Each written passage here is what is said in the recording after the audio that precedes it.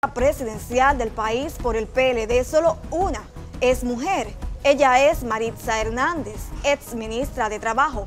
Conozcámosla a fondo.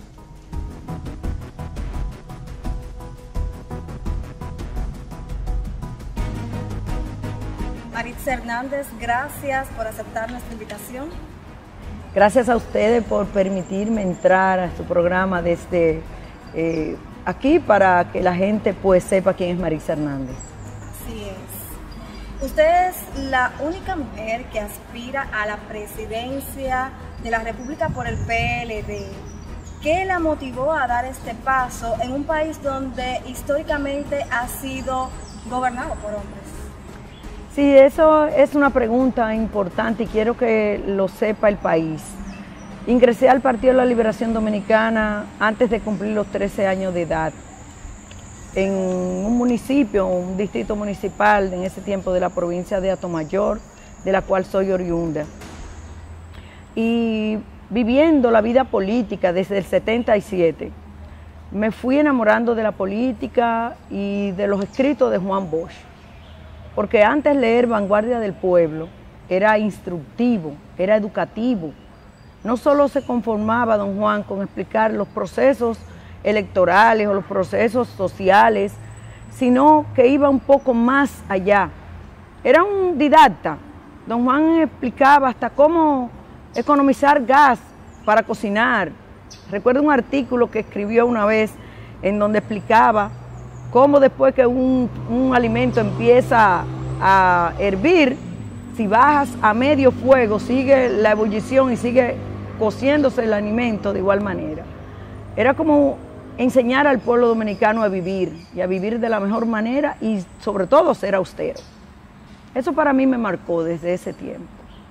Así es. Luchará contra 10 hombres para alcanzar el puesto de ser la candidata a la presidencia por el PLD. ¿Qué posibilidades usted cree que tiene de alcanzarlo? Mira, yo digo, voy a cambiar la palabra luchar por la de competir. La competencia que debo llevar a cabo con mis compañeros es precisamente con un plan de gobierno que sea factible y que de igual manera ese plan de gobierno venga a llenar las necesidades que hasta ahora no han sido satisfechas del pueblo dominicano. Y esas necesidades tienen que ir desde las garantías del ciudadano hasta que todo el mundo, todos nos sintamos parte del progreso y parte del desarrollo.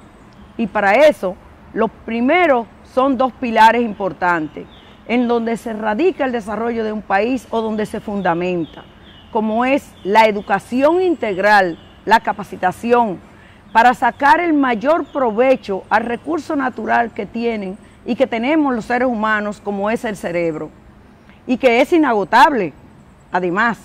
Y la producción nacional haciendo uso de la tierra donde nacimos, una tierra que tiene un humus en alta potencia.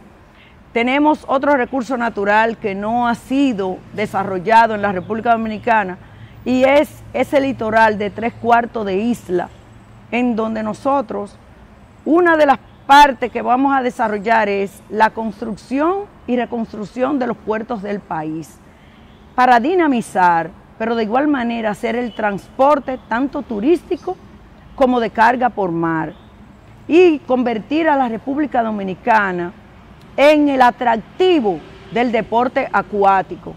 Aprovechar esos 365 días en donde podemos usar las aguas, en donde podemos hacer uso de las playas, los deportes y también el sol, que no todos los países de Latinoamérica lo tienen y nosotros tenemos.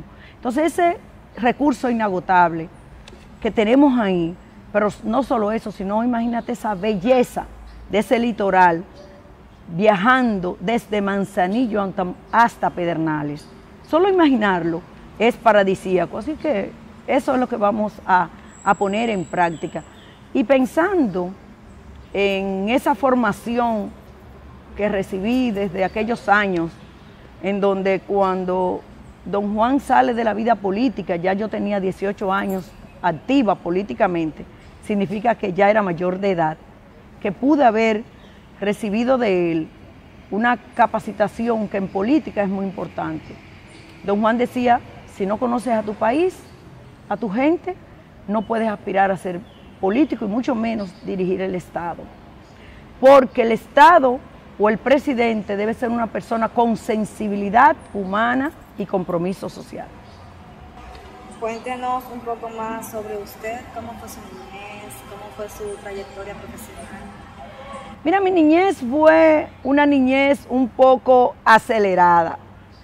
Y es porque a los 7 años de edad dejé de vivir con mis padres, por lo que le pasa a muchas de las familias. La familia que se separan y se divorcian. Y yo fui a vivir a mi pueblo, o donde crecí, que fue el Valle, con mi abuela. Y mi abuela fue mi abuela paterna, la que le tocó ser una directriz en mi vida. ¿La marcó esa separación? A veces los niños no saben cómo lidiar con eso. ¿Cómo lo tomó usted? Mira, fue muy duro para mí la separación con mis padres, porque no me había separado nunca. Y yo tenía un gran cariño por mi mamá, pero sobre todo por mi papá.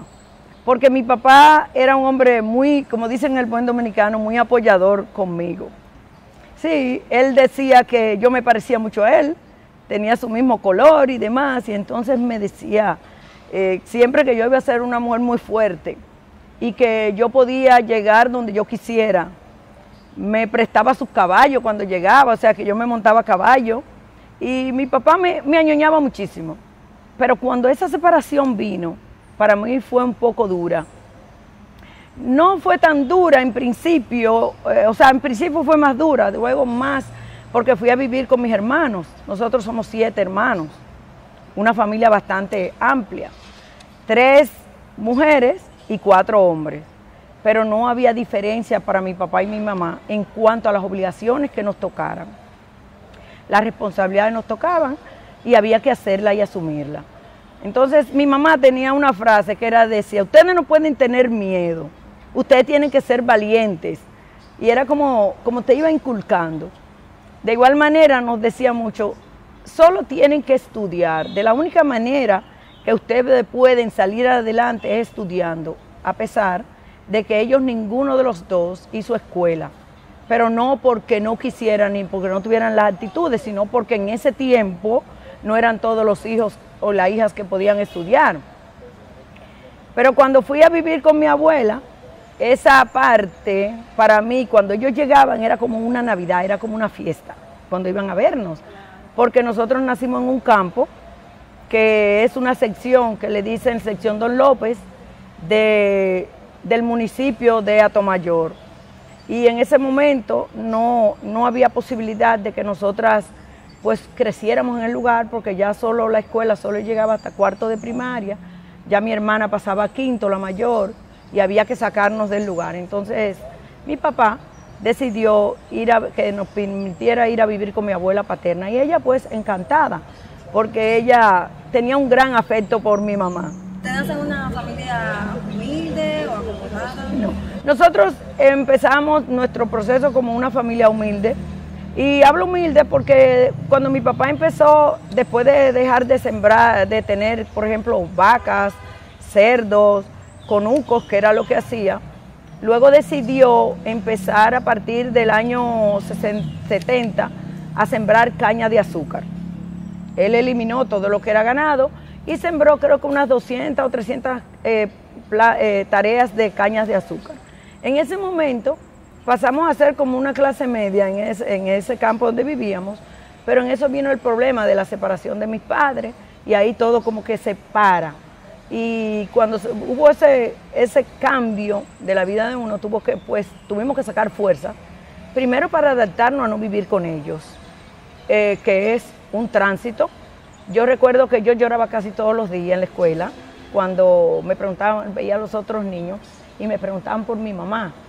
Y bueno, eso es una parte que me entristece mucho, pero bueno, hay que sobrepasar la vida. Y creo que esos momentos también me ayudaron a ser una mujer hasta cierto punto muy decidida. Sí. En cuanto a su trayectoria profesional, yo sé que usted estudió en la UAS, me parece que Derecho, Sí. ¿verdad? Pero antes de estudiar Derecho, yo inicié estudiando Pedagogía. Yo inicié mis primeros cursos fueron en un instituto de mecanografía. Ahí empecé a aprender mecanografía y todo lo demás, porque déjame comentarte algo, y los amigos, que yo fui emancipada. O sea, yo me casaron a los 15 años. Yo fui emancipada a los 16 años, yo tenía mi primer hijo. A los 18 tenía mi segundo hijo. Y entre embarazo y embarazo, yo terminé el bachillerato, me iba al instituto y yo me podía sentir un poco mareada del malestar de los embarazos, pero cuando llegaba la hora de ir a la escuela yo me sanaba. Mi ex esposo decía en ese tiempo, ay, pero yo no le creo la enfermedad a ella, porque cuando llega el momento de la escuela, ¿qué quiero decir con esto? Que las mujeres de mi país, que muchas han pasado por lo que yo viví, por lo que yo he tenido que transitar, los obstáculos que he tenido que darle la vuelta y otros pasarle por encima, a todas nos ha tocado, y felicito a aquellas que no han tenido la situación, pero eso es lo que nos debe permitir nosotras, es ayudar a las demás, en vez de esconder esa realidad, es decirles que no, que si por alguna razón pasa algo con su vida, no significa quedarse ahí, dentro de la victimización, sino al revés. Y las mujeres que nos toquen a nuestro lado, motivarlas y decirles que sí se puede, que sí podemos, y que nosotros lo que tenemos que hacer es marcar claro el camino que queremos recorrer, ponernos metas a corto, a mediano y a largo plazo. Entonces, pero usted cuando se casó a los 15 años, o sea, ¿se casa porque usted quería casarse? bueno, en ese tiempo no te permitían tener novios, o tú te tenías que casar porque no te permitían tener un novio, para nada del mundo. Entonces yo me consideraba grande porque yo era miembro del PLD, pensaba como adulto y yo me creía grande y que yo podía tener novio, y mi papá dijo, no señor, usted no va a tener novio, usted se va a casar. Y entonces habló con mi esposo y mi esposo dijo, pues está bien, yo me caso con ella, porque en los pueblos es diferente. Ahora bien, siempre tuve claro que yo tenía que terminar mi carrera y que dentro del partido sacaba el espacio para hacer mi vida política y activista en el partido, hacer lo que me tocara dentro del partido, hacer, como diríamos, muchas horas en el día, hacer que las horas se alargaran en el día. Te puedo decir que mis días terminaban a veces hasta con 16, 17 horas, porque después que yo dormía a mis hijos me ponía a estudiar, a preparar las materias, y logré en todos mis cursos ser una de las primeras. Y eso, yo sé que eran pocas horas que dormía, por eso me he quedado casi igual. Siempre mis ojeras están muy profundas porque duermo muy pocas horas. Pero creo que me acostumbré y eso fue bueno para mí. Después, en el 83, ingreso a estudiar magisterio en la Universidad Central del Este. Y después de tener 4 semestres ya, entonces tuve alguna dificultad. Y voy a decirte esto porque esto es a fondo, como dices tú. Mi esposo en ese momento, mi ex esposo, me dice, tú no vuelves más a la universidad. Eso pasa muchas veces. Y yo dije, bueno, por ahora, sí, yo lo voy a hacer porque tú eres que me tienes que mantener. Pero va a llegar el día en que yo me voy a independizar y yo lo voy a hacer. Entonces paré la universidad en ese momento. Y fue hasta el 94 cuando yo ingreso a la Universidad Autónoma de Santo Domingo. Me divorcié en el 86, 88 de esa persona y seguí con mis hijos viviendo en mi pueblo. ¿Cuántos hijos tuvo? 3, de los cuales tengo 2 abogados y una psicóloga. Y 3 nietos que ya están creciendo. Así entonces, ahí empieza a estudiar Derecho. Empiezo a estudiar Derecho en el 94 y terminé mi carrera en 4 años con todo y tesis en la UAS. Logré tener 8 pergaminos de reconocimiento por haber alcanzado 24 créditos con más de 85 del índice. y para mí fue un reto. Estudié muchas veces conjuntamente con mis hijos, me tocó ser maestra de ellos, darle clase, o sea que ha sido constantemente estudiando.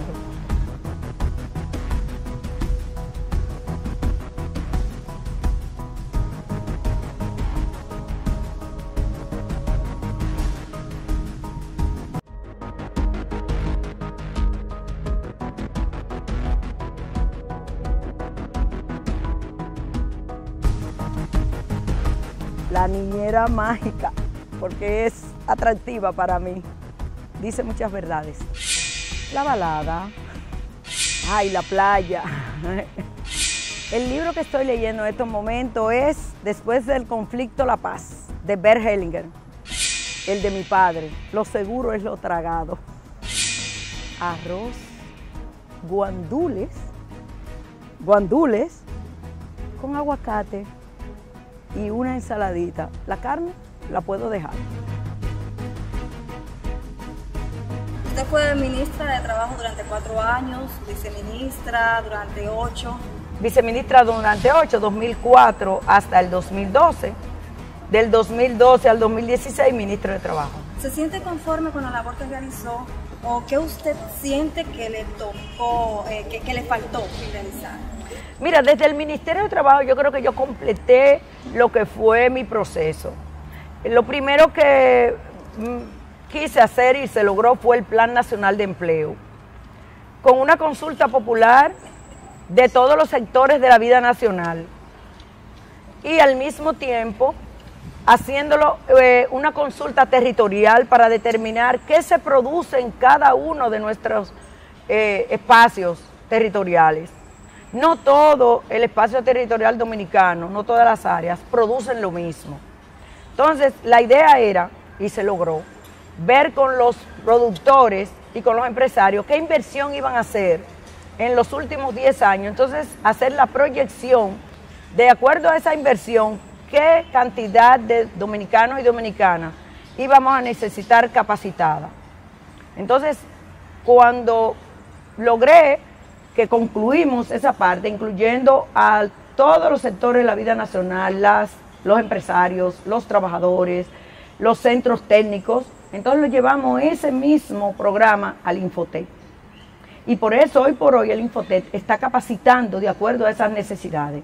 Y te das cuenta que a partir de ahí se logró que se incluyeron tener las OTE, Oficinas Territoriales de Empleo, se ampliaron. Iniciamos con una en la Universidad Autónoma para que cuando los estudiantes terminaran, ingresaran a través de su plan curricular y pudieran optar por llegar y lograr un empleo. También se creó lo que fue la página www.empleateya.com.do, en donde cuando un empresario o una empresaria necesita una mano de obra, la solicita y viene evaluada de acuerdo a las competencias. Porque muchas veces los dominicanos y dominicanas quieren un empleo, pero no saben organizar adecuadamente su currículo. Y además no se preparan bien para una entrevista. Y en eso puede no conseguir el empleo, pero no es porque no está capacitado, es porque sencillamente no sabe abordar sus conocimientos para lograr que el entrevistador quede conforme y satisfecho con sus actitudes. Y eso tenemos que llevarlo y hacerlo en todos los centros educativos, además de incluir la pasantía como obligatoriedad para tener la práctica y la teoría. Y que ya no se siga preguntando a un joven, ¿tienes experiencia? Y entonces no te quieren dar empleo. Yo creo que hay muchas cosas que hacer. Ahí estuvo una de mis motivaciones para buscar la presidencia de la República.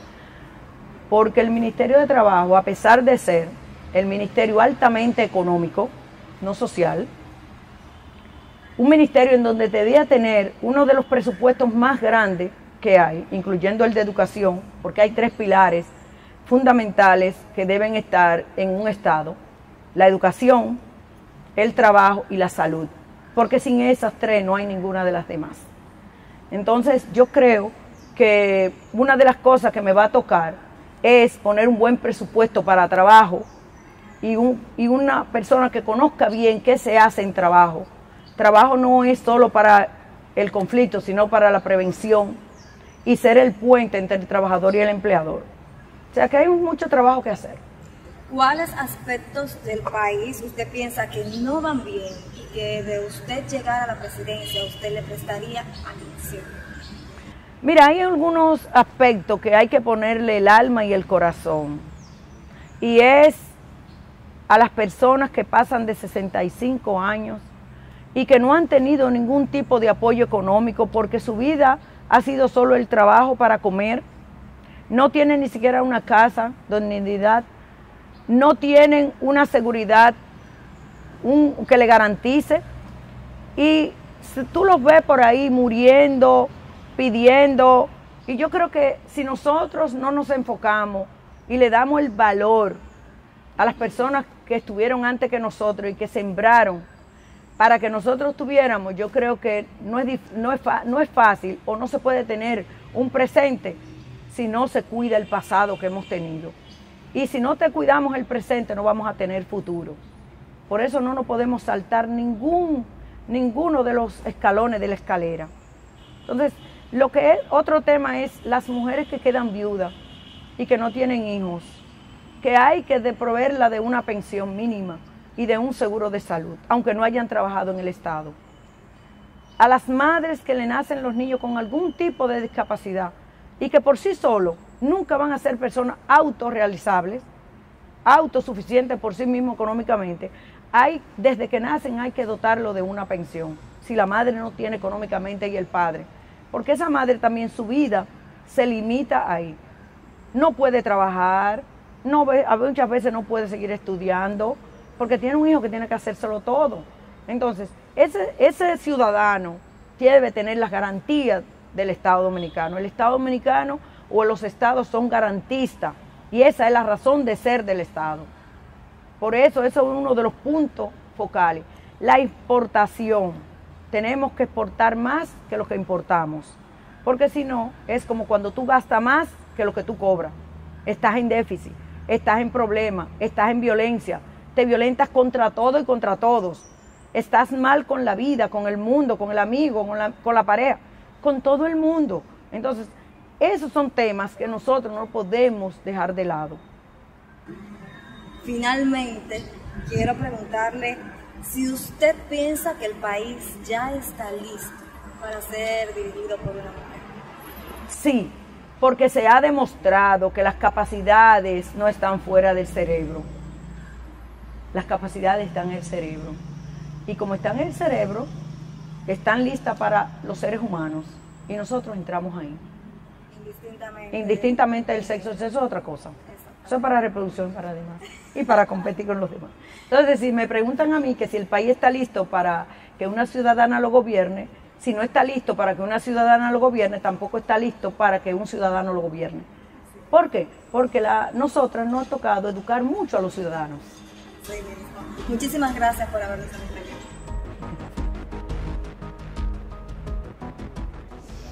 Hemos llegado al final de La Verdad a Fondo. Gracias por el honor de su compañía. Nos vemos el próximo domingo.